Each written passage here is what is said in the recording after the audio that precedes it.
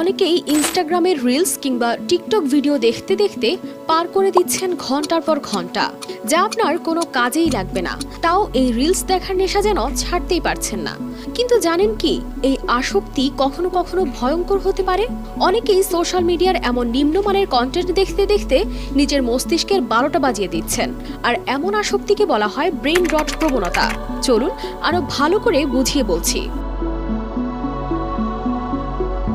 Brain rot বলতে মূলত অত্যাধিক নিম্নমানের অনলাইন কন্টেন্ট দেখার উদ্বেগজনক প্রভাবকে বোঝায়। বিশেষ করে সোশ্যাল মিডিয়ার ক্ষেত্রে এটি সবচেয়ে বেশি ব্যবহৃত হয়।